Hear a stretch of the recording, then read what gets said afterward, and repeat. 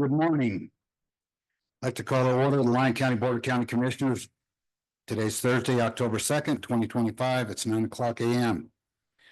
The Board of Commissioners convening as other boards. Members of the Board of County Commissioners also serve as the Liquor Board, Central Lyon Vector Control District Board, Mason Valley Mosquito Abatement District Board, Walker River Weed Control District Board, Willow Creek General Improvement District Board, the Silver Springs General Improvement District Board, and during this meeting may convene as any of those boards as indicated on this or a separately posted agenda. Note this meeting may break between 11:30 and 1:30 for lunch.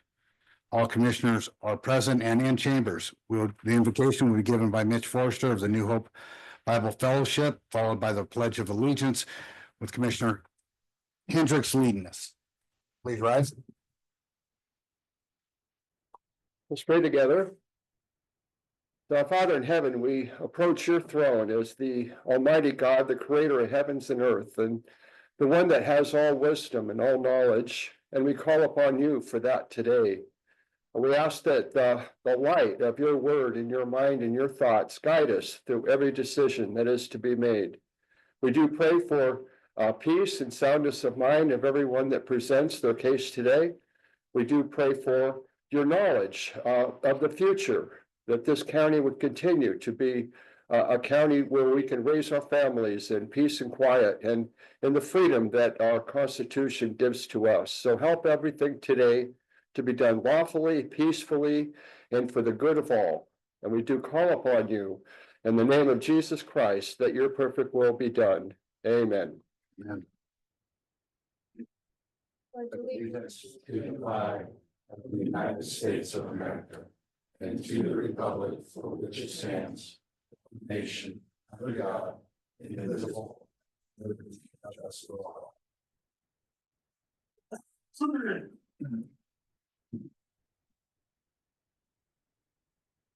Brings us to our first public participation. No action will be taken on any item until it's properly agendized.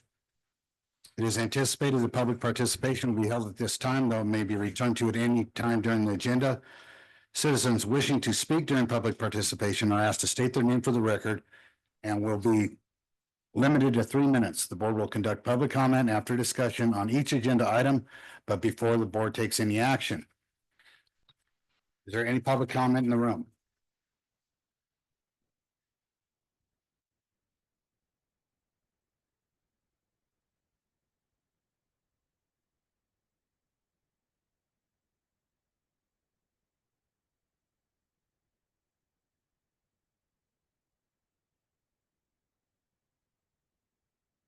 Jim Campbell. I'm here to ask you to do something about the speeding problem on Osborne Lane, put in speed bumps or some other method to slow down the cars. When cars are passing right in front of your house, it's not safe and it's not right. Thank you. Is there any more public comment?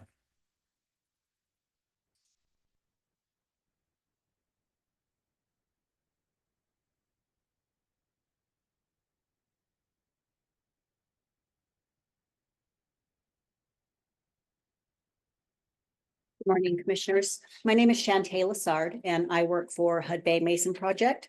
And I just wanted to give you a heads up that we are going to start some work this year. In the next couple of weeks, we're going to do seeps and springs studies. And then in November, we're going to do some earthworks. And in January, we're going to start drilling. So I just wanted to give you a heads up in case community is calling you or asking, what's going on up there. I plan to get on the schedule and give you a more in-depth presentation at some point this year. Thanks. Thank you. Any more public comment in the room? We're going to close it in the room. I'm going to go online.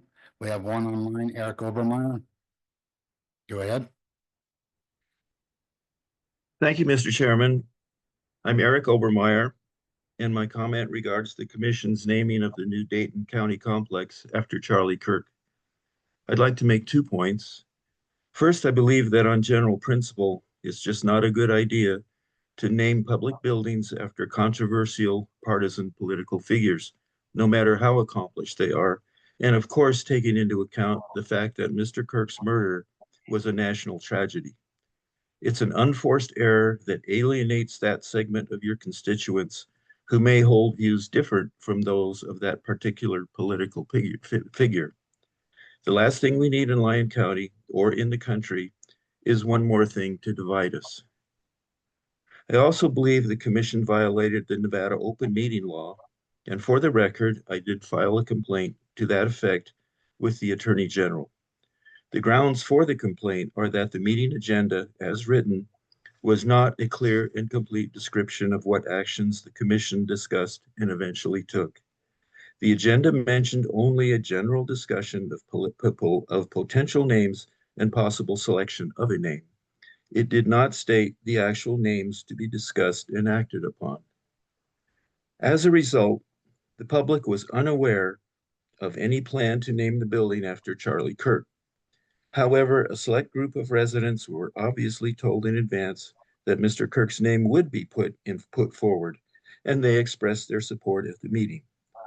This gave the inaccurate impression the proposal enjoyed widespread support, when in fact anyone opposed or with second thoughts, like myself, had no reason to attend the meeting because they had no idea what the commission was about to do.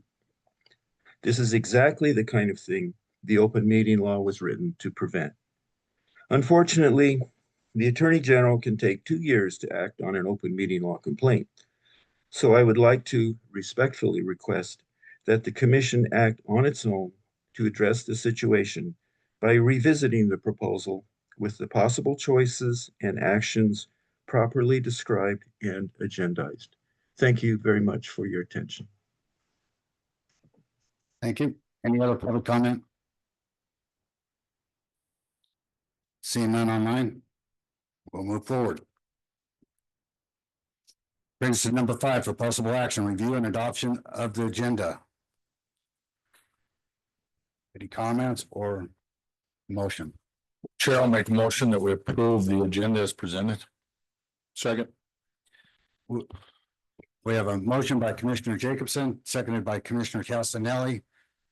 Is there any public comment? Seeing none. Those in favor say aye. Aye. Aye. Aye. Motion passes 5-0.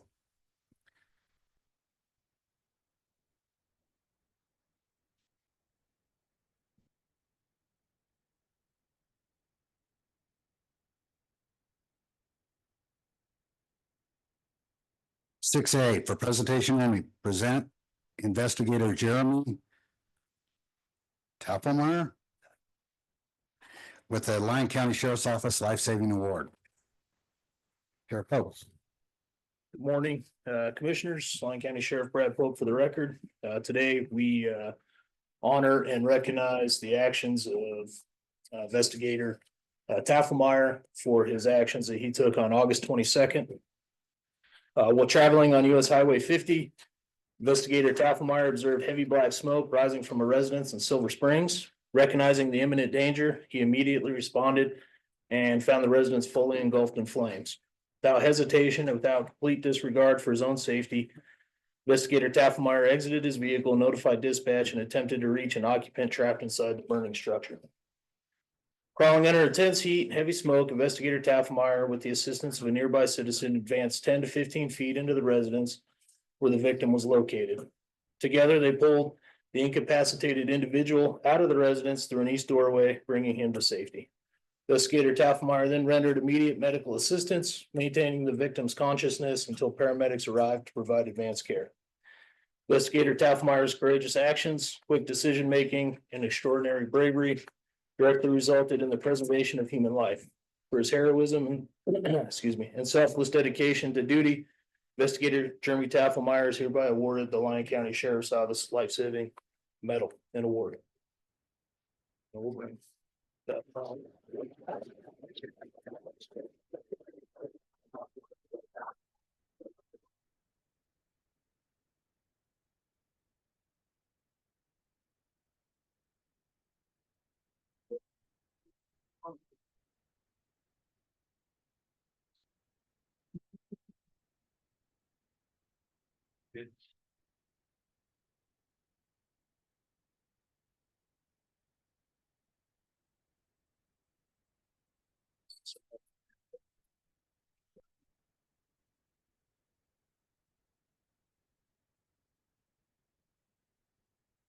One, two, three.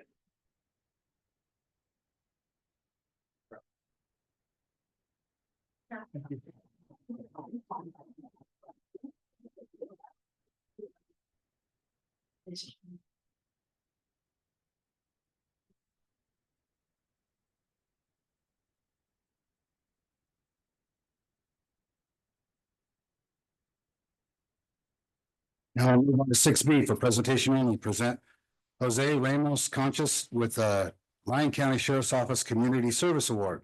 Sheriff Pope. Good morning again, Lyon County Sheriff Brad Pope for the record. He was unable to attend, but he was the citizen mentioned who assisted investigator Tafelmeyer in the rescue of that person in life saving. So we're very grateful for his assistance, and we appreciate everything he did to assist the community that day. Sorry, we were unable to get him to the meeting though.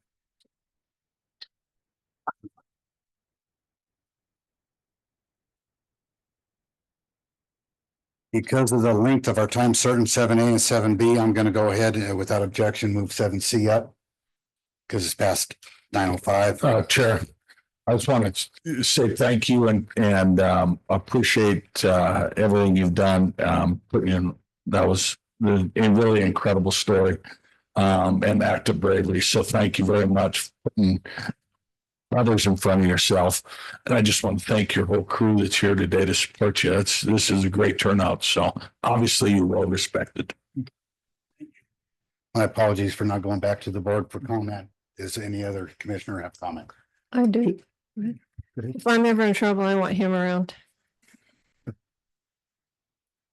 It's a difficult task to put others ahead of yourself, and you did that. You put yourself in danger and you saved a life, and that's fantastic. So well done. Yeah. Thank you. Well done. And if I'm not mistaken, I think the sheriff in the past has always taken them to Deanie's for dinner and treated, so. Have them and their family. Yeah. So hope that tradition keeps going. Well, my fellow commissioners couldn't have said it better. Thank you very much for your service. Yeah. Thanks. Okay, now going back to, without a objection, I'd like to move 7C forward. Time certain 9:05 a.m. for possible action. Proclaim National 4-H Week, October 5th through the 11th in Lyon County. Requested by Hillary Dashiell, UNR Lyon County Extension Community-Based Instructor. And I'll read the proclamation. National 4-H Week 2025 proclamation. Whereas this year's National 4-Week theme, Beyond Ready, reminds us that 4-H is building a ready generation in the world of change and equips young people with skills for the future while meeting them where they are today. Whereas 4-H is America's largest youth development organization, supporting 6 million youth across the country. And whereas 4-H programs are delivered by the Cooperative Extension System, a community of more than 100 public land grant colleges and universities across the nation that provides experiences for young people to learn by doing. Whereas 4-H is in every city and county in the United States and helps 6 million youth become engaged successfully and independent. And whereas 4-H connects young people and adults to their communities, preparing them for work and life through experimental and inquiry-based learning while providing emerging research for positive youth development. And whereas expanding from its strong agricultural roots, 4-H and young people explore the world around them and grow into productive adults. And whereas supporting future leaders in science, agriculture, and community leadership in an important imperative for U.S. Department of Agriculture and National Institute of Food and Agriculture 4-H program. And now, therefore, I, Scott Keller, Chair, Lyon County Board of Commissioners, do by here proclaim October 5th through the 11th, 2025 as National 4-H Week throughout Lyon County. Encourage our citizens to recognize 4-H for a significant impact, and it has made and continue to make by empowering youth and the skills they need to lead for a lifetime. And I think we have them coming up.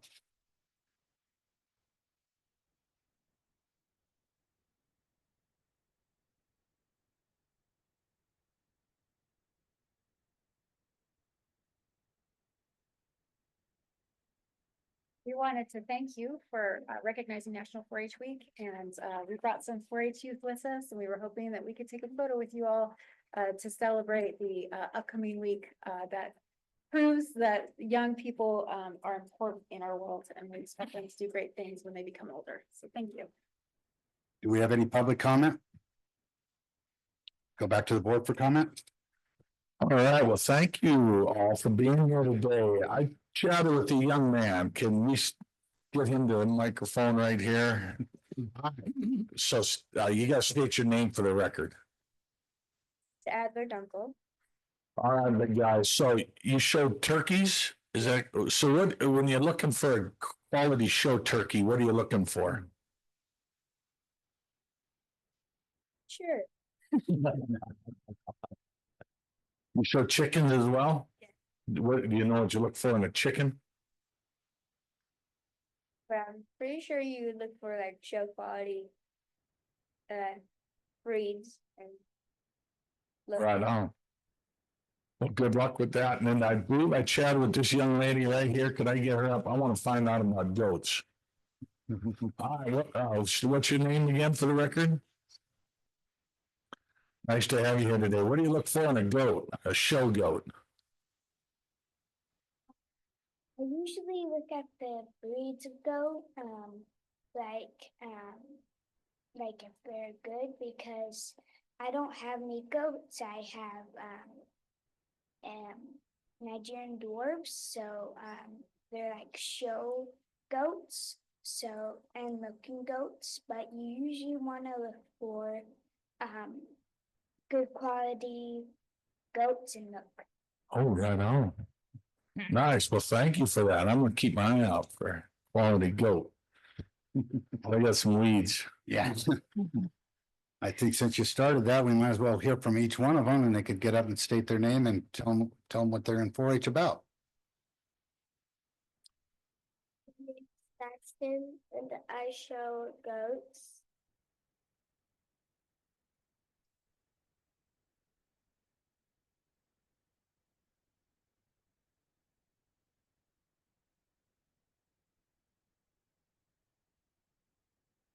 Is there anything else to add? Well, okay. All right. And I show chickens.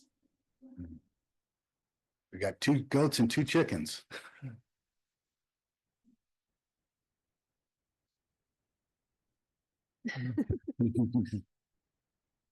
My name is Sailor Silva, and I show goats, and I used to show chickens. And like when I'm looking for like the quality, when I'm looking at goats, I pay attention to like their shape, because like the judges, like I pay attention to what the judges are looking at, and then when I look at that, I make sure that my goat is that quality. And when my goat is, and I look for like what she said. I look for like the breed that goat, like the right type of breeds. And when I'm looking at chickens, I look through their feathers and to make sure there's no like mites, and I pay attention to their the way they look like and their colors. Right on. So what ribbons did you get this year at the fair? I got 7th and 8th place for goat show. Right on. That's incredible. Last year for showing chickens, I got 1st place, and I did it, and yeah. Oh. What kind of chickens you have? Rhode Island Red? I showed a buff. She was no, I showed a Pomeranian.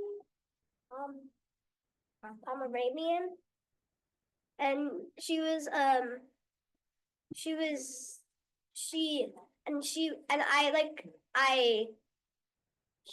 I always and like the way how I won was because I always like I didn't really ask for help like how I used to know. I always got like second when I was like littler and when I not last year but the year before I got fifth place.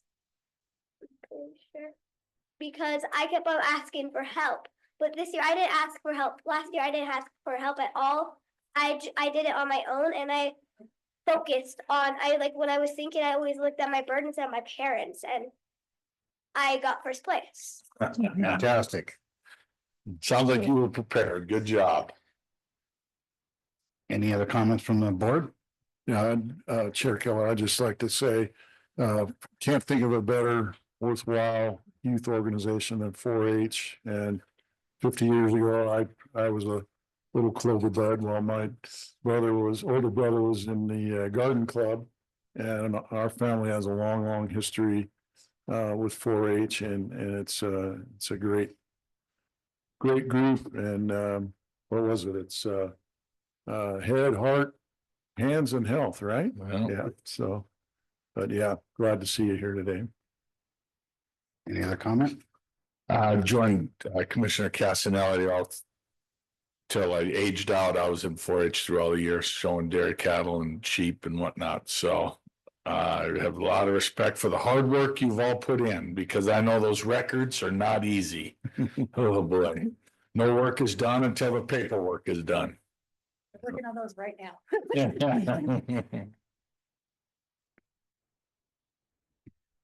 I shared with you last night that I also was part of 4-H till I aged out. But mine was a little different because I was in square dancing back a long time ago and we had the biggest one in Nevada. And back then, we also had to make our own outfits. So I also was in sewing in 4-H so that I could participate. So it was a great organization, still is. And now we have to take action before we move forward, and then I'd like to get a picture, so just hang out, and could you put their names on the? Okay, do I have a motion from the board? Chair Keller, I'll make a motion that we proclaim National 4-H Week, October 5th through the 11th in Lyon County. I'll second that. So moved by, the motion is made by Commissioner Jacobson, seconded by Commissioner Casanelli. Those in favor say aye. Aye. I signed 3 things for you, and I see 5 kids. That's okay. I can. Well, if you want to make copies, I'll sign them before the day's out. Okay, wonderful. That sounds wonderful. Okay, let's take a picture.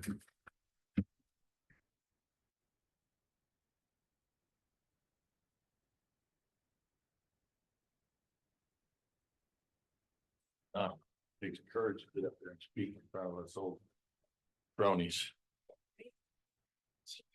Good job, guys. Good job. Thank you very much. Absolutely. Thank you for having us. Thank you.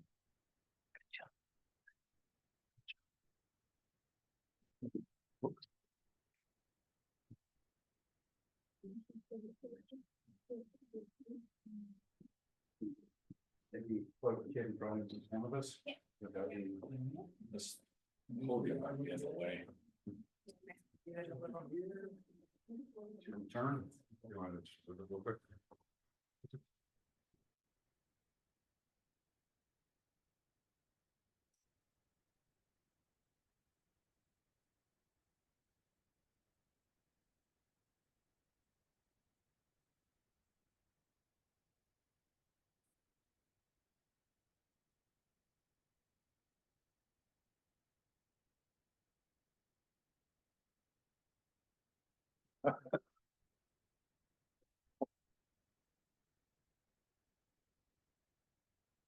The county manager smiled when he moved it over there.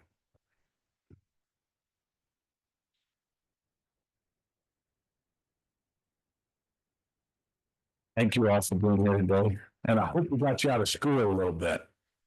I mean, I hope we didn't get you out of school a little bit. Did I say that out loud?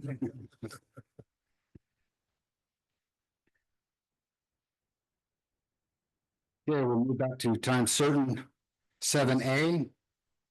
Time certain, 9 o'clock AM for possible action. Recommend a course of action to the state engineer in regards to applications 94484T and 94485T filed by Carson City through its agent Resource Concepts Incorporated on June 27th, 2025 to change the point of diversion and place of use of existing permits located in Carson City, Nevada. The proposed place of use is within Washoe Valley 089, Eagle Valley 104, and Carson Valley 105. In Carson City and Dayton Valley 103. In Carson City and Lyon County. County Manager Andrew Haskin. All right. Good morning, Andrew Haskin, Lyon County Manager for the record.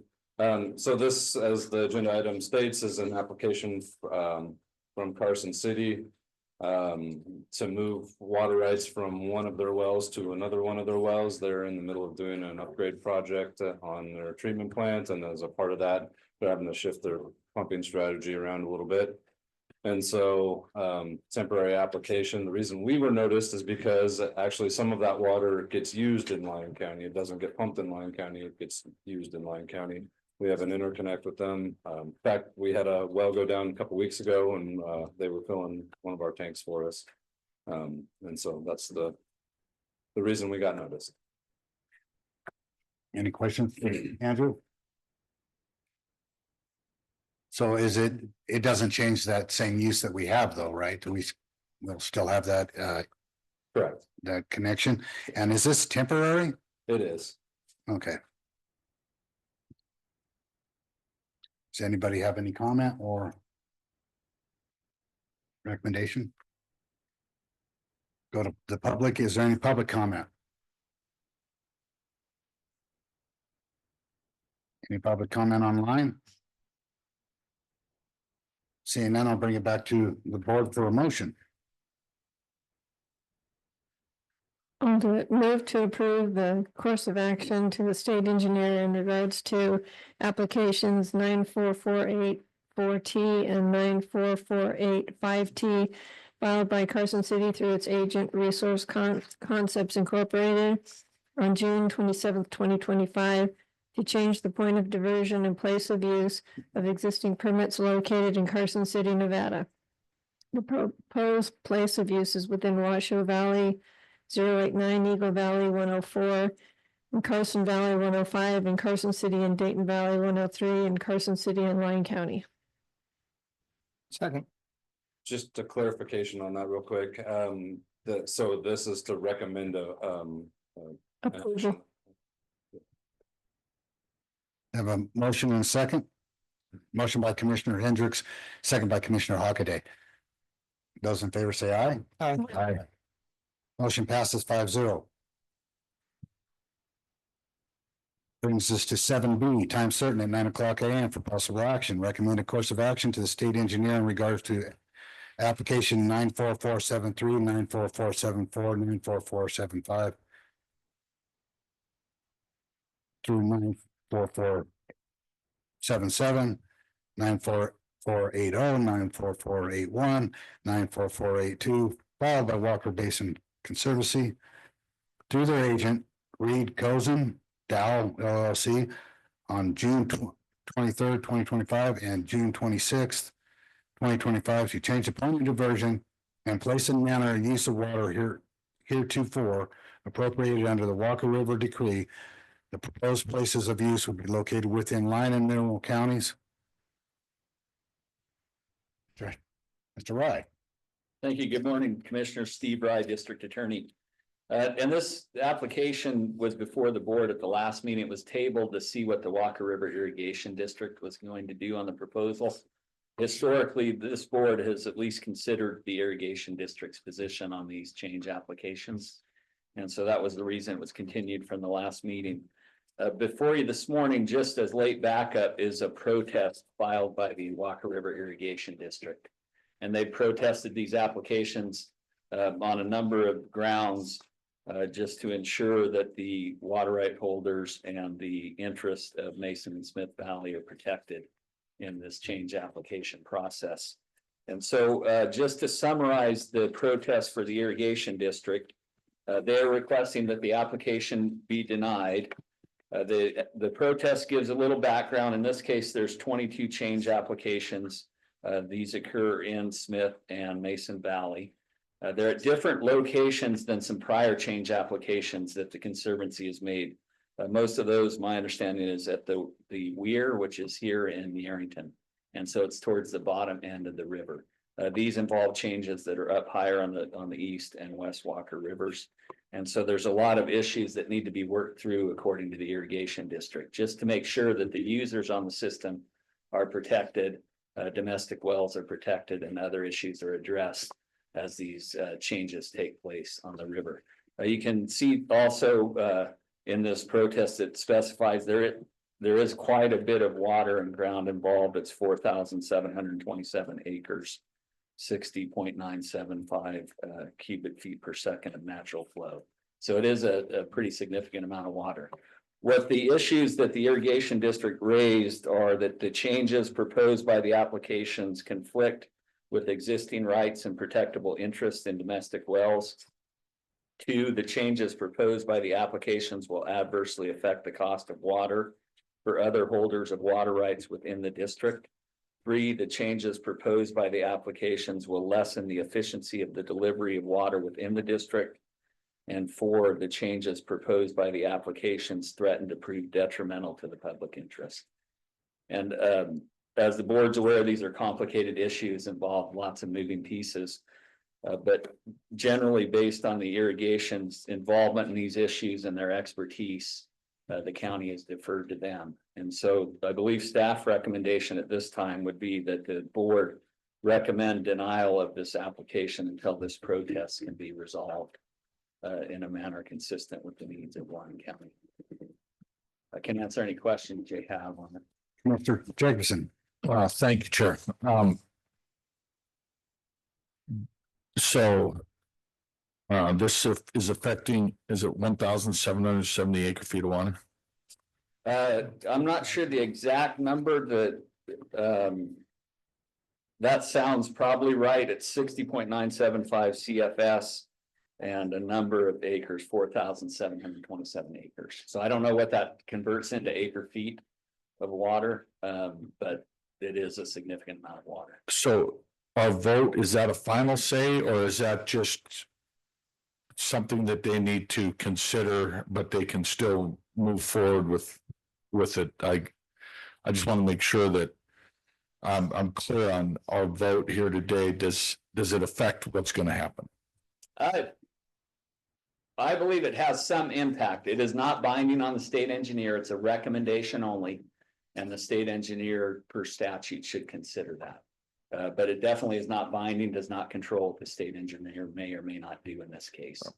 And Mr. Manager Haskin just did provide me some document that showed that it is 1,770 acre feet of water.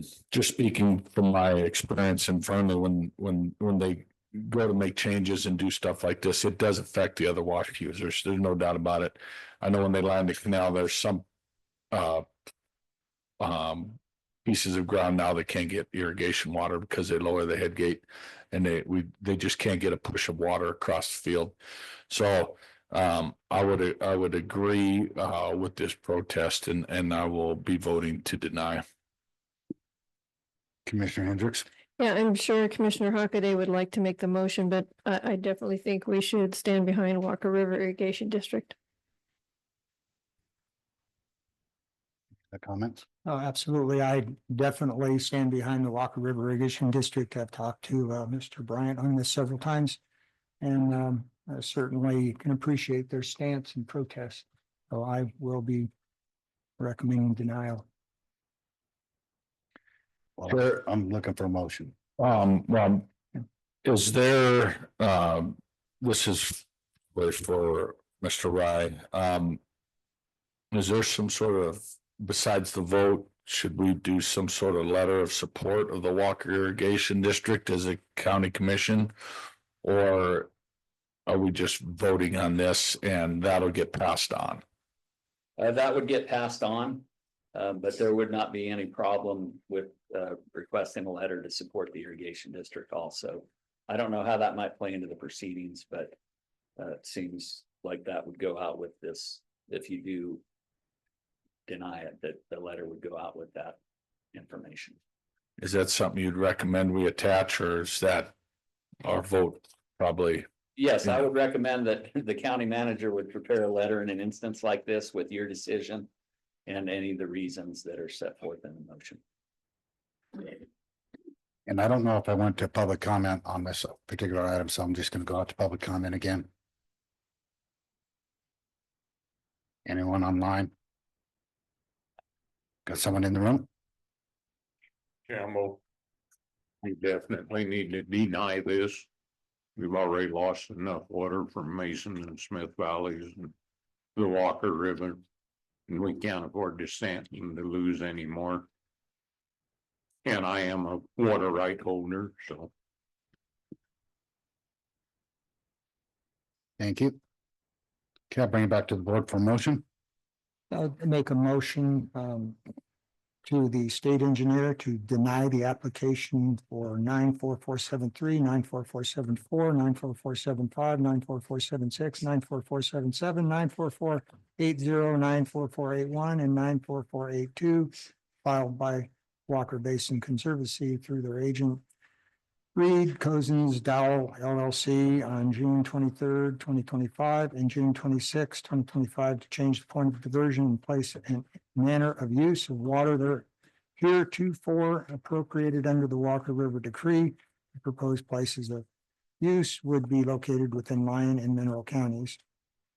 And have the county manager. And have the county manager sign or actually have a letter to state that.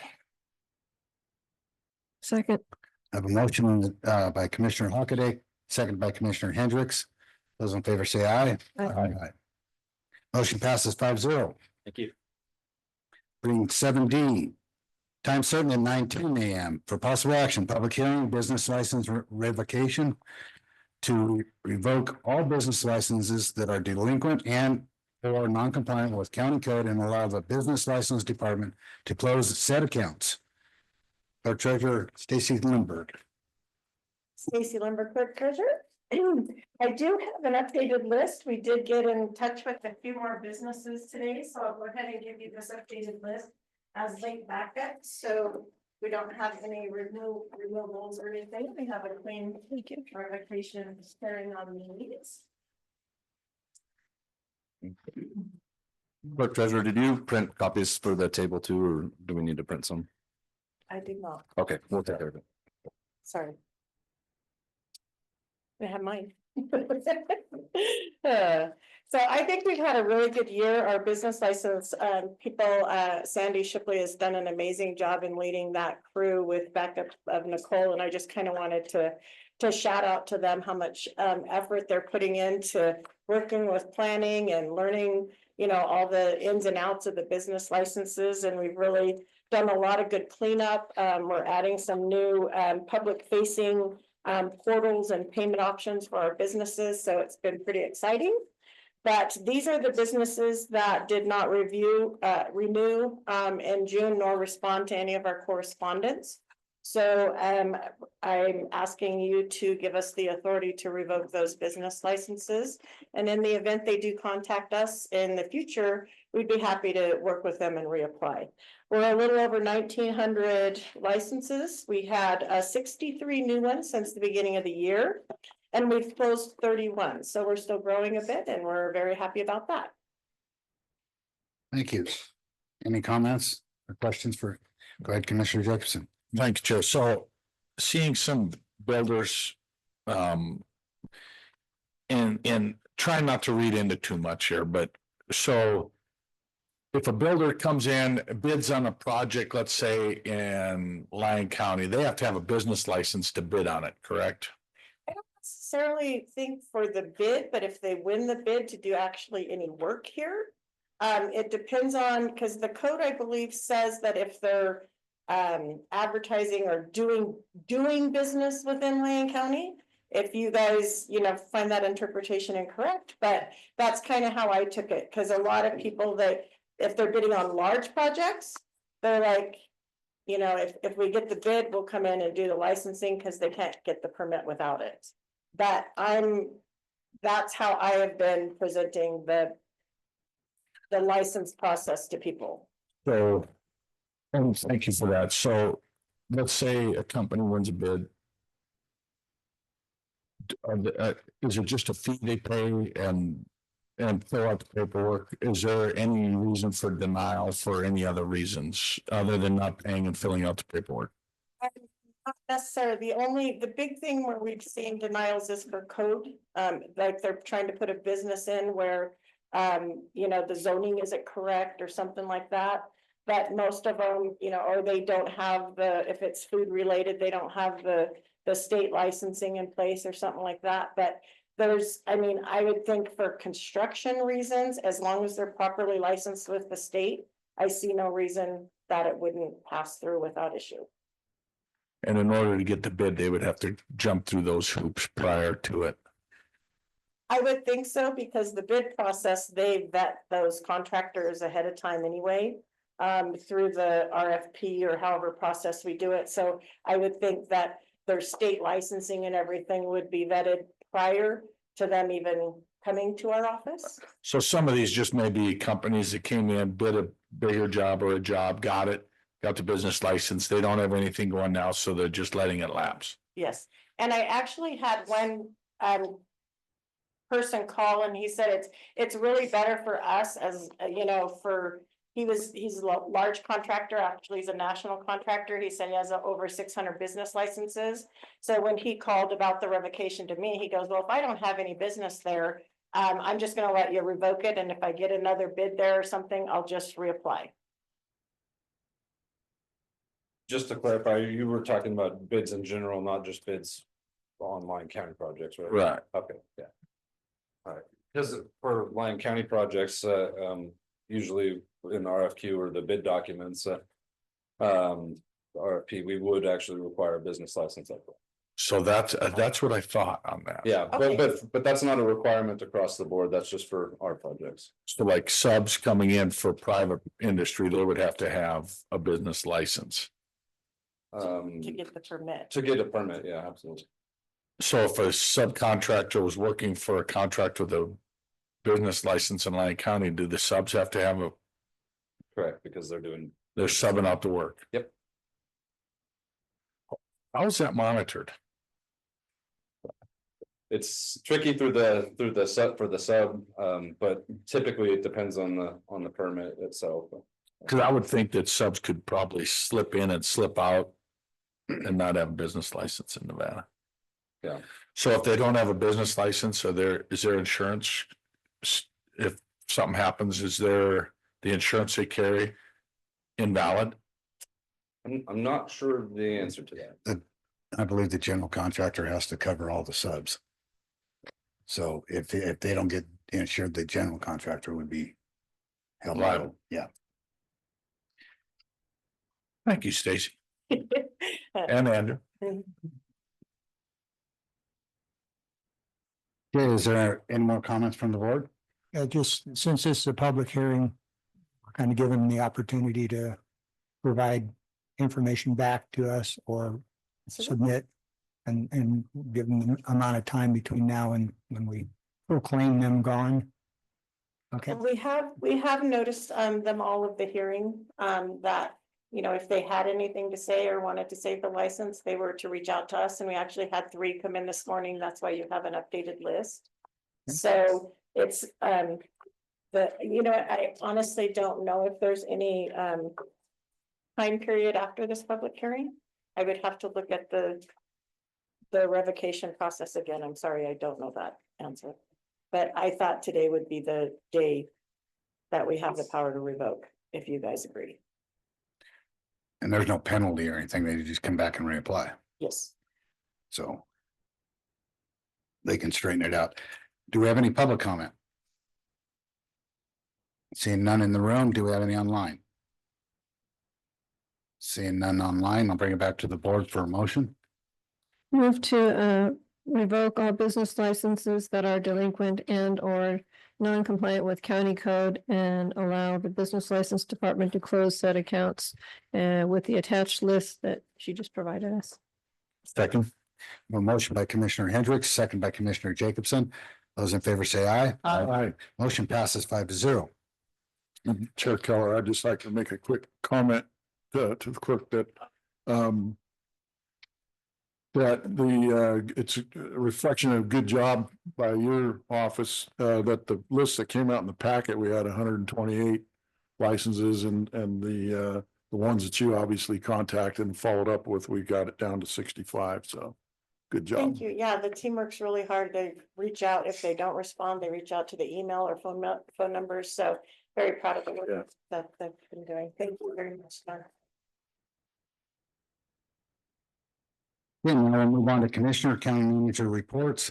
I'll start off on the right-hand side with Commissioner Hockaday. Well, as several of us did last week, attended the Nevada Association of Counties Conference in Las Vegas.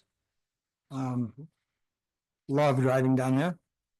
The conference itself, we had several sessions, and I felt that the sessions that I attended, which were just about all of them, were very beneficial as far as information for us to review, and artificial intelligence and issues in agriculture. Also had a discussion on the HR1 bill and how it's going to impact counties in Nevada. Quite a discussion at the end of the conference on the cooperative extension program and the benefits of that. So I believe that the conference, in my opinion, was very beneficial for attendance. And then, of course, I attended the Smith Valley Civilian Advisory Board meeting and had some discussions that will probably come up later in the next few months. Commissioner Casanelli. Thank you, Chair. Met with representatives of the Copia Power Project and discussed some of my concerns with that. We attended the Dayton Valley Conservation District Board meeting. We approved our annual report. Had an opportunity to man the grill at the Dayton Valley Conservation District's annual barbecue. One other thing with our conservation district that I might note that the Ritchie and Perdere Ranch's bank stabilization project that's been kicked around for quite a while is contractor has actually mobilized on that and it's underway. So hopefully they can get some riprap down before the high water starts again. Attended our Dayton CAB meeting. Had an opportunity to attend Dayton Valley Days as a spectator this year, not an organizer, and got to say that event gets better and better every year. I was proud of the team, did a good job. Also had an opportunity, I guess while you guys were at NACO, I was doing fun stuff, but I had an opportunity to attend the dark prison tour at the Nevada State Prison, and if you have time, it's a good scare, good time. That's it. Commissioner Hendricks. I too attended the NACO annual conference and found the AI session particularly useful, and they emphasized that if we don't already have an ordinance in place regarding employee use, we should probably get one. At the annual board of directors meeting, Chair Keller was unanimously elected as next year's vice president, so that's good for Lyon County. Attended the session on the impacts of HR1 and then had a discussion with Dr. Shayla Holmes on how that's going to affect her department. And learned that there may be some opportunities for grant funding for commissioner travel, so I'm looking into that. And we had a meeting with NDOT to discuss any conflicts that may come up with, to make sure there won't be conflicts coming up when they start the work on 50 and 80. Apparently 50 is going to come first, so that should all be taken care of before we have traffic impacts with the widening of 80. And last night I attended the Stagecoach Advisory Board. Commissioner Jacobson. Thank you, Chair. As well attended the NACO conference, and attended the AI session, benefits, some of those including, planning department benefits, reviewing and approving permits, building plans, grant writing and more. Listened to Senator Rosen. She talked a lot, but I don't know that she said a lot. Attended, finance best practices, revolving around the 25% of the budget outside of salaries and benefits, how we can best utilize some of those funds. Listen to the NACO National President, federal update regarding everything from built funding, transportation, public lands, grant writing, streamlining. And helping the smaller counties that have limited staff, FEMA reform, mental health and mental health issues, Medicaid and more. Listen to keynote speaker Jones Laughlin, Growing Tomorrow's Excellence, Starting Today was the kind of the title of that. Mindset of growth versus focusing just on problems. And that's that proactive and reactive approaches. Unfortunately, I think we have to do a lot of reacting, but I do believe we're very proactive. And that's probably a hat off to our county staff and county manager. Alan Shepard, Deputy State Director of BLM, reviewed executive orders, affordable housing, solar revenue sharing, transmission line, horse and burro issues. Mr. DeChambeau, you'd like that probably. Over 200% of sustainable sage grouse issues. Also briefed on the big beautiful bill, cost revenues, rural health transformation program, and with application deadline being November 5th, we need to get in on this opportunity zones and rounds of population below 50,000 benefiting from that, renewable energy, and then healthcare, Medicaid covers 1 in every 4. We're okay for this biennium. Some unknowns as we move forward. The SNAP program and eligibility requirements, looking at probably reducing some of that. And I don't know, I sat there personally thinking we need some reform and we need to make sure that those receiving that actually qualify for it. So I was fine with that. And then how maybe Lyon County can provide work opportunities for some of those people that need to actually start earning some of those. And I don't know what the county can offer and do there, but if there's some work opportunities that we can maybe lessen the load of some of our employees, or if that's going to be more of a challenge. And then attended a session on agriculture. I think that was maybe the last one of this session, but I think we could better utilize the extension services for some of our agritourism. I guess I hadn't thought of that, so I thought that was interesting. And then discussed the pitfalls of converting ag land to solar fields and other such stuff. So that was a panel, and I think that panel, I've got a comment on this, but I was impressed by the youth on that agriculture panel. I mean, I'm no longer a spring chicken. I hate to break that to everybody, but really, truthfully, the panel's age was just impressive. We had a 25-year-old rancher on the panel. We had a gal that went to Cal Berkeley and is on, on the rural team for kind of getting out and getting with the counties. So that was very enjoyable to see. And that's just 2 of the 5, but they were all just sharper than tacks. That panel. I do think that NACO could work cameras in there so that if you can't make it, they could zoom in. I'm still digging my heels in on that one. I don't know why you can't, but and then other stuff. A personal note, finished up another Hannah's Ed class Tuesday with my teaching partner, Jesse Weller. It's just an absolute joy to hand those kids those 100 Ed cards. I don't know. And we had some adults too, but just to see the look on their face, it's like, this is going to be life-changing for me for the rest of my life.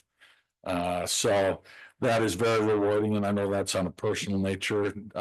Took a bunch of kids in to the construction career day, enlightening the kids on just what it takes to be a productive, hardworking adult. Met with a local contractor, listening to his concerns, and attended the Fernley City Council meeting last night. And then finally, I met with a gentleman, and I know I bring up Boys and Girls Club some at this, and someone mentioned that, how is Boys and Girls Club county business? Well, when there's 12 to 1,400 kids utilizing the Boys and Girls Club in Fernley, I talked to Travis to get some numbers. I believe Mason Valley, the Dayton area, Silver Springs, Yerington, they have between 11 and 1,200 kids. Fernley, I think, charges $20 a kid for the year. Mason Valley is $10 for kids that are under teens. Teens are free. This saves our taxpayers an incredible amount of money with the housing rates the way they are, services, food, etc. To make ends meet. It makes it so that families can actually have 2 working adults in their household. I can't stress how the Boys and Girls Club is absolutely important to Lyon County, and it should be Lyon County business. Our taxpayers count on that. Those numbers do not lie. So I think anything we can do to help support the Boys and Girls Club as Board of County Commissioners it's not helping the Boys and Girls Club, it's helping our taxpayers. So let's cut to the chase. So I know we have our Boys and Girls Club banquet tonight in Fernley, where we're recognizing some of those fantastic youth. Enjoyed seeing the 4-Hers in here today. That'll be the highlight of my meeting today, was seeing those young 4-Hers, and I just constantly remind myself that these youth are obviously citizens of Lyon County as well. So safe place for those kids to go. Trusted place where parents know that their kids are safe. I think that is definitely Board of County Commissioner business. So that's why I give reports. And there we have it. So I was long-winded, but it was a good 2 weeks to have in my rearview mirror, because I do not like going to Vegas. Thank you. So I attended Dayton Valley Days too, and the only thing I can say is it's just growing and growing and growing. I think we're going to have to. The parking's the biggest problem that we might have to address sometime. We also have Smith Valley Days coming up. I think it's next weekend or this weekend. This weekend, and then Founders Day in Silver Springs right afterwards. So hopefully everybody can attend that. I attended the Fernley City Council, also attended the Dayton Advisory Council. I met with Commissioner Hendricks with that NDOT meeting, and she already reported on that. I attended the NACO Board of Directors meeting. NACO is also our lobbyist for issues that we can bring the whole state together on. And so all counties have representatives on that on that board. So I'm pleased to announce that we now have a voice on the executive board because my peers at NACO elected me as vice president-elect, which means that next year I'll be vice president, the next year I'll be president-elect, next year after that I'll be president, and after that I'll be past president sitting on that board. So we'll have 4 years of representation on that executive committee. And in addition to the board meeting, I participated in the National Association of Counties Agriculture and Rural Affairs Committee meeting, the NACO West Region, and the NACO Rural Action Caucus. These engagements are critical for maintaining continuity across all the steering committees and ensuring that our interests remain at the forefront. I also attended the state annual NACO conference, which consisted of several sessions. One of the sessions that wasn't brought up that I thought was particularly informative for me was dementia training. As this issue has become more prevalent in Lyon County, it enlightened me quite a bit. Additionally, I attended an AI session where it was emphasized that we need to leverage our technology better by acquiring closed source AI platform for our county and also get that document for, I think the state's going to share the document with us so that we can have something to plagiarize if we need to. It was wonderful to see the national president of NACO, JD Clark, attend our national conference. He spoke about the importance of relationships in government, the value of building a diverse network of colleagues and stakeholders. The network can provide valuable insights, support, and collaboration opportunities that might not be accessible otherwise. When we were down there, I think I talked more in the hall than I talked in the meetings. It's just that collaboration that you find people and get that working together. Another session I attended took a deep dive into the HR1, Big Beautiful Bill Act, and its impact on Nevada. Although we received updates, there were no solid answers. As this legislation is changing, various procedures in different departments. That's why I brought it to the commissioner's attention on the last meeting about the opportunity as RAC vice chairman to go to Washington, D.C. for a 3-day event. I don't know how that's going to work out with the Washington being shut down right now. I think it's going to push everything even tighter. The event will provide the opportunity to meet with the leading policymakers in Congress and the administration to advocate for rural county priorities because of major issues like the Farm Bill, rural development appropriations, and the pending USDA reorganization on the table. This will be a pivotal moment for the future of federal rural policies. I did also want to comment is that 25-year-old rancher was actually a county commissioner too. On his second term. Yeah, no, first term. First term. But he comes from a family of elected officials, so he's very knowledgeable and he is a good rancher. And that was Commissioner Ghetto from Churchill. That's all I got. County Manager Hask. Andrew Haskin, Lyon County Manager. Really good reports today. Thank you. Commissioner Jacobson, I definitely agree with you about the Boys and Girls Club. I meet with them fairly regularly to talk about how we can work together on different projects and things, because I do think that it is absolutely an investment in the community. And so thank you for bringing it up. And thank you to all of you for attending NACO. Regretfully, I couldn't attend this year, but I'm really happy to hear the reports.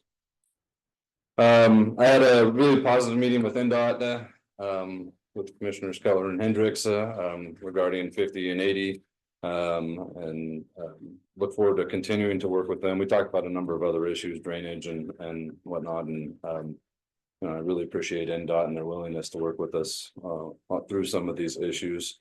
Had a really productive meeting with the Mayor Fernley, and I also met with the Urington City Manager, separate meetings, but really positive there. Also trying to figure out how we can better work together with those communities as a county. So both meetings were really good.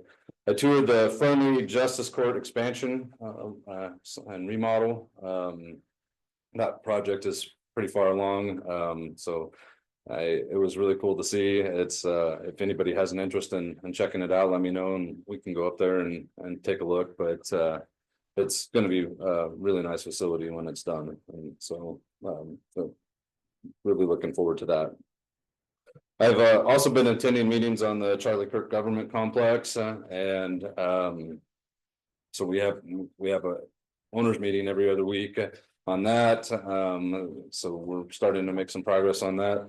The sub bid openings are next week, and that's kind of one of the last steps that happens before the contractor comes up with the guaranteed maximum price, which we hope to have on the agenda early November.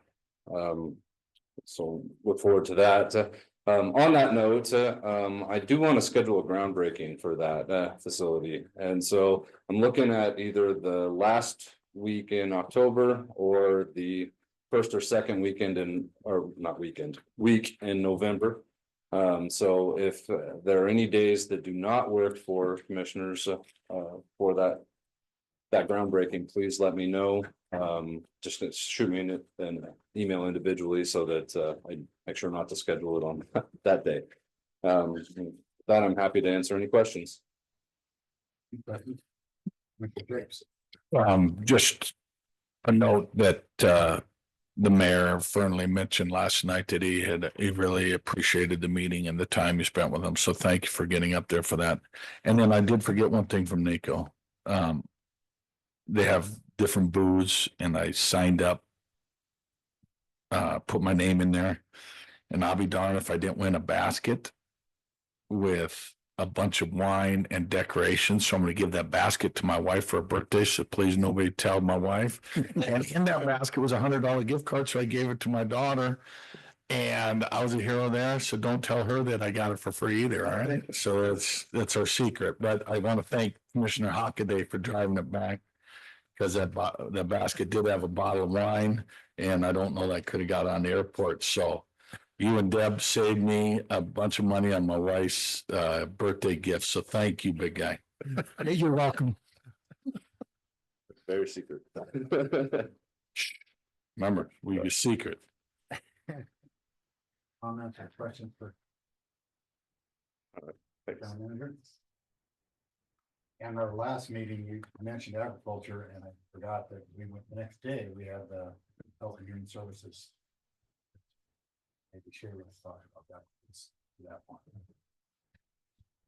Okay, bringing it on to elected officials reports. We have a Dayton Township Justice Court statistics report in our package. Is there any elected officials reports?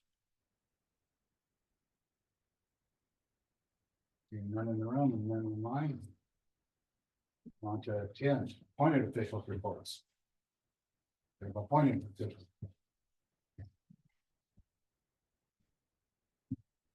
Forward. Good morning, Josh Fuller, Lyon County Comptroller for the record.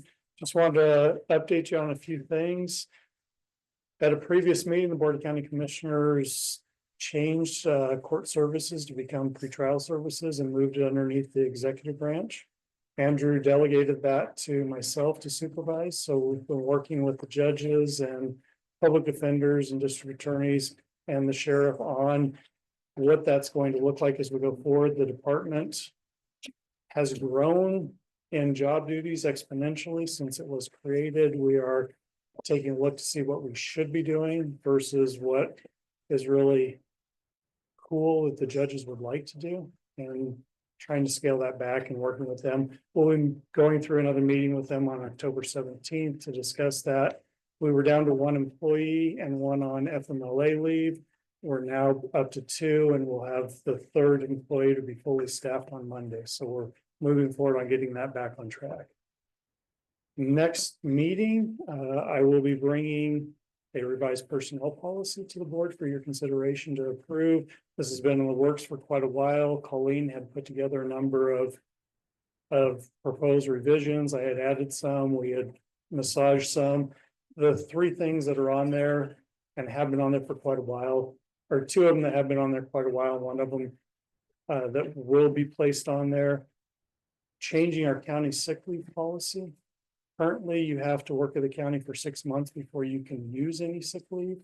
We're ending up with employees coming to work sick because they don't have any other option if they want to get paid. And we don't want that type of scenario. We checked with all the other counties in Nevada. All of the other counties allow use of sick leave as long as they've earned it immediately, with the exception of Lyon, Churchill, and Eureka require 6 months. So 3 out of the 17 require 6 months. And then Story County, actually after 60 days, you can start using your sick leave. So we're going to recommend to the board, so you have time to think about it. I don't want to have any rush things coming for you, but we're going to recommend that we do what most of the counties are doing, which is allow sick leave if they've earned it to be able to be used early. That way we have more productive staff, so we don't have people getting sick because people are coming to work sick. We also, I heard it mentioned earlier, not a knee-jerk reaction. This has actually been on there. I had the IT write an AI policy a few months back, and we're putting that together and bringing it to the board for your consideration.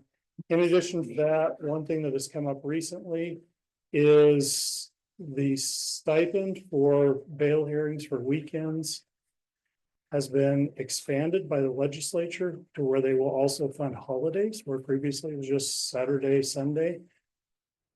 We will be bringing that to recommend to the board, as long as the legislature funds it, for us to be able to pay the district attorneys, public defenders, and the judges or justice of the peace that additional $450 per day for each holiday that they're actually scheduled to work that day. Besides that, yeah. Question on that. So what is the time frame again where that you have to have that bail hearing by? How many hours? 48 hours. 40 hours. So technically, let's say there's Veterans Day is on a Tuesday. We should be able to get by without paying anyone extra for that Tuesday, correct? If we've got that Monday and that Wednesday on the opposite side of those, or is that still a possibility where? It's still a possibility. There are times we're able to not have to do a holiday. However, keep in mind, sometimes those people that get arrested aren't mentally capable to go within 24 hours. And so they may only be able to come in on that holiday if they're detoxing or they're have had too much alcohol. It takes a while, and then the time to meet with their attorneys and so on and so forth. It seems like you could still meet and cover their day and say, well, I guess that'd be holding them. All right. I could. It really depends on the time of the arrest, where they're arrested, the transportation to the jail, when there are a number of factors that play into it. It becomes challenging. We do our best to. Makes that judgment call. As far as from the time of the arrest to the time that's 48 hours, that's. Well, I meant whether they're capable of. I don't know the answer to that, but I can check into it and get back with you. It's not me, I can tell you that. Yeah. Steve can answer for you. Steve Rye, District Attorney. Usually the sheriff's office, jail deputies make that determination. And sometimes it's confusing. They just don't want to come to court. And we've been going back and forth a little bit on that issue. Other times it's like Mr. Foley said, it's some kind of mental health or other health issue that prevents them from coming.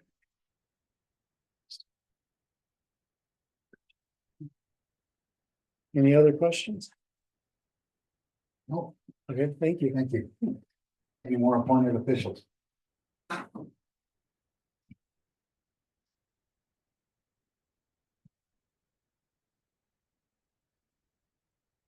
Morning, Commissioners. Gavin Henderson, Community Development Director, for the record. Just wanted to hit a couple items. Was out at the prior meeting at a conference in Denver related to floodplain management practices. It was a good discussion, made some good connections there. Glad I was afforded the opportunity to attend, and I look forward to bringing some of that information into our policies moving forward and how we better handle those floodplain management policies. First, foremost, the South Silver Springs Area Drainage Master Plan. So Lyon County has been working with CWSD, which is the Carson Water Subconservancy District, and Wood Rogers, who is the consultant. We're at the final stages of that document. So the remaining schedule is as follows. So the first week of November, we look to hold the public meeting with regards to that final version of that document. and the related studies. We're waiting on the finalization of that date, just trying to figure out the best availability, because we're trying to utilize the Silver Spring Senior Center. November 20th is when that final version of that document is slotted to come forward to the board for your review and adoption. So just wanted to touch on that. The Lyon County Water Resource Plan. So we've been working with DRI on the first two sections of that plan. Those topics include the introduction framework, and then the section for water demand, where we look at current and future demand, and we get that data. We bring that into the document, and at that phase of the process, and then moving forward, the next steps are we conduct an analysis of that information. We do that supply versus demand analysis, and depending on what that analysis says, we go into the mitigation part. We start talking about what does the county do as a whole as far as best practices to manage our water appropriately. A part of that process is we also are working on setting up presentations and meetings with the major water providers throughout the county to have those discussions, to look at what their needs are, how they best see that water to be used in the future, going out to the agriculture communities, Lyon County utilities, the GIDs, and trying to get a good framework for what that document should have once we get to that management plan. So that's that document. That's still slotted according to DRI schedule to come forward May of 2026. So we still got a little bit of time left into there. There's a lot of review at the back end once we get a draft done, as far as making sure that all the comments are resolved, all the feedback is in that document. We also want to tie it into the hazard mitigation plan. So we are overlapping those two documents, looking at an opportunity to do that as well with other future documents, and take advantage of that great hazard mitigation plan that Taylor has built to make sure that's more of a useful document. We can tie it in and the other policies moving forward. Third is the Lyon County development map. So staff is pretty much 90% done with that. We're waiting on some IT issues to get figured out. There's some version compatibility with regards to the server. So once that's handled between IT and Dow, we should have that available on the website of the week. I plan to bring that to the board. Maybe we can do a demonstration for how that works. Should be a great product for us to have, and for the public to have, for them to, if they see, construction equipment in the area, they can go on the website, they can go to the map, they can go to the shape file, click on it, all the information for that project's there for them to read, digest, and if they have questions, they can always contact us. So that'll be a great resource. And the last topic I did want to mention was building permit review times. So currently, building permit review times are average at 6 to 8 weeks. Obviously, that's not ideal for anybody in community development. So we are taking progressive efforts to manage that.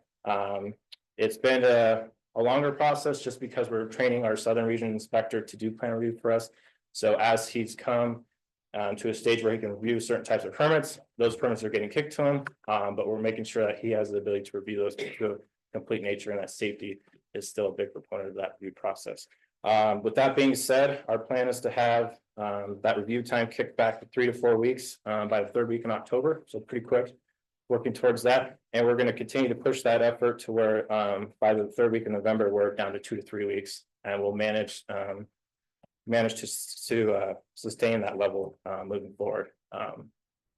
And with that, that's pretty much all I had. We did meet with some regional planning entities with regards to the Truckee Meadows Data Center Policy Consortium. Is that how you said it?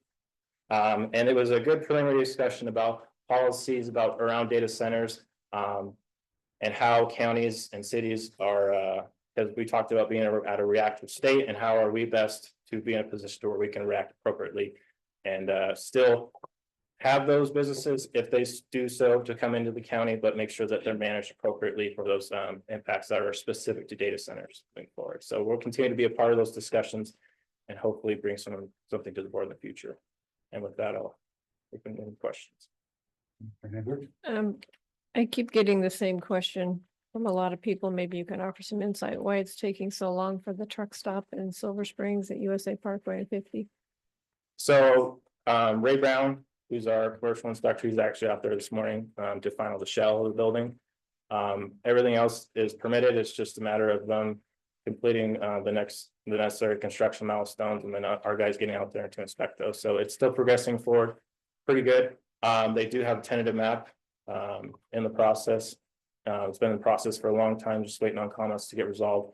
That'll kind of break that lot up into 4 different lots. But from the building perspective, it's progressing. But it's just a matter of them getting what they need done in the field and then calling our guys to get out there.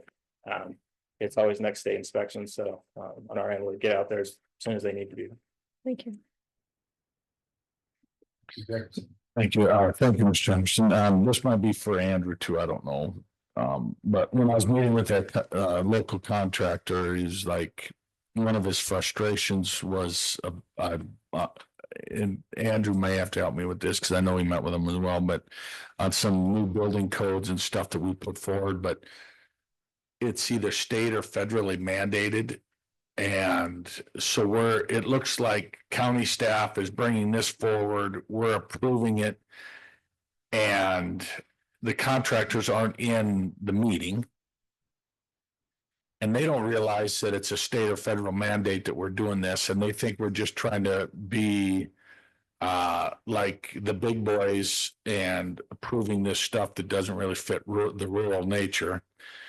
Is there a way in those codes when they're brought to us and we really don't have a say, is there a way to note that on there, that this is a new state or federal regulation and not just a whim by county staff and the board of county commissioners? And it's not like like take the phone call, take the heat or whatever, but if we don't have a say, is there a way to kind of note that on any new codes that may be going in? I don't know. I'm just throwing that out to help some of the negativity around some of the stuff that we have to do. Sure. Andrew Haskin, Lyon County Manager. So the code that you're referring to is the Energy Conservation Code. I did happen to speak with that contractor as well. We had about a 45-minute conversation about that and a few other things. You are correct. So the Energy Conservation Code is actually a federal code, which the state adopts. The state has a NRS that says that we have to adopt it. We can't modify it unless we go more strict than what the Energy Code says.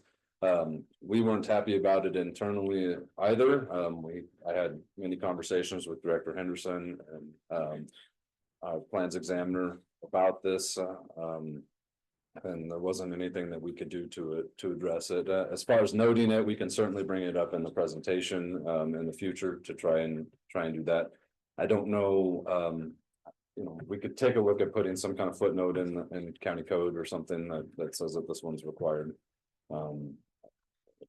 Happy to do that because we do get beat up on it. And again, that was not one that we were excited about. I went as far as asking these guys if there was any way we could not adopt the updated version, but it is in state law that we have to. I just don't see why county staff gets beat up when it's out of their hands, and it's definitely a challenge. I got a question on that too.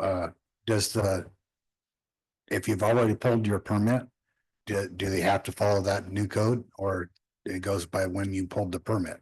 Correct. So when it's been applied for. Right. So you wouldn't get that until you went in there and applied, so they could be notified at that time. And that deadline is January 1st. So if you applied January 1st, the new codes apply to your project. If you December 31st, you're under the 2018 codes. I did want to know too, regarding the Energy Conservation Code. We did reach out to the state. That letter was in the PowerPoint presentation. And it was basically what Andrew said, that yes, you can modify the energy code, but you have to be stricter than our requirements, which in our case doesn't benefit us. But we were trying to be progressive and reach out to the state to try to see if there was any reasonable way that we could alter that code. Any other questions for? I had a quick comment. I appreciate everything you're doing, and specifically with the timing on the permit issue. And I know you guys are working hard to resolve that, and appreciate it. Yeah, and I appreciate the contractors and the developer world in general working with us. It's a kind of a catch-22 when you're training someone, because in order to train that someone, you got to take someone else's time away from plan review to do that. So, and we kind of did it as a phased approach where, like I said, when we got that individual trained to review a certain permit, those permits were kicked to them. And then we were working on the next step. So right now he's fully caught up and is off, I consider him operational at this point. Yeah. At a capacity that makes sense for us. When you say 6 to 8 weeks, are you including in there the time it takes for people to put in incomplete applications and? No, so that's just plan review. The initial review process, I mean, we put that more so on the applicant because that's just getting us the required documents in order to kick it to plans and kind of review. So the queue, we have about 90 permits in the queue currently. They're aiming for anywhere from commercial tenant improvements to a residential accessory structure, patio, you name it.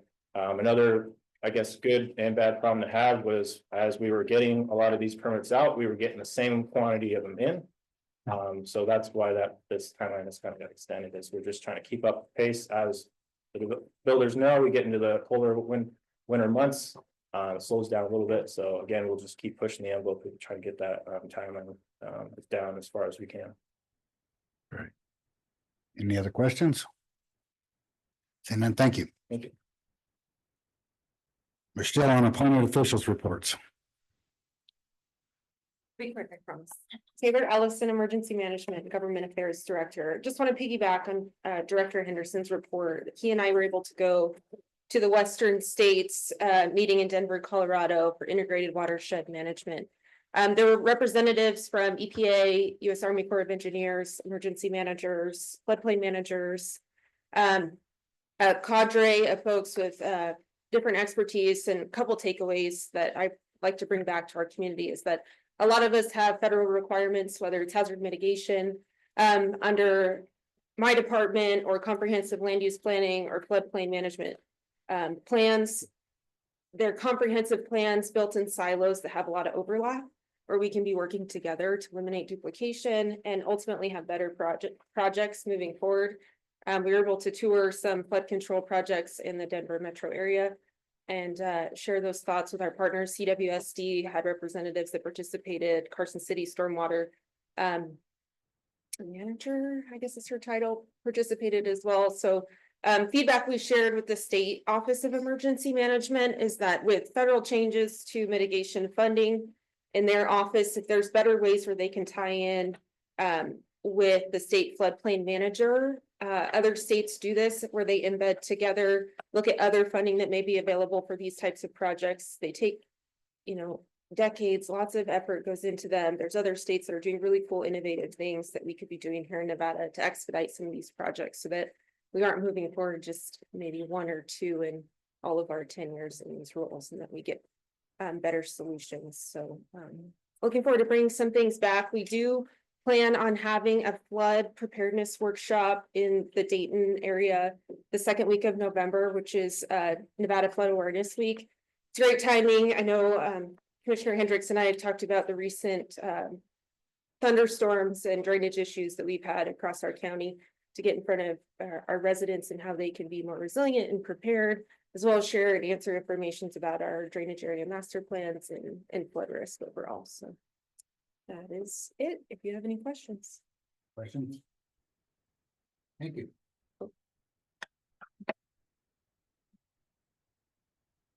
Good morning, Dr. Shayla Holmes, Director, Lyon County Human Services. For the record, I will also be brief. I just wanted to let you all know that this government shutdown at the federal level has the potential to impact our Human Services Department. There are a couple programs that if this goes on for an extended period of time, like the one in 2018, we will see potential loss of service delivery. We are working on contingency plans, and I did call and chat with Mr. Foley yesterday on how we can attempt to keep some of these programs whole if that does happen, although right now we are okay. So I just wanted to let you guys know that that is a possibility in the horizon, but maybe when we leave here today, it won't be an issue. So we'll see. Questions? Okay, any more appointed officials? Okay, seeing none online. Advisory board reports. Do we have any advisory board reports? Seeing none. Go on to the consent agenda. We'll take about it. Sure. Rank 3, rank. We'll take 10 minutes break. Gotta recycle some coffee. Recess. Thank you. 10:29 right now.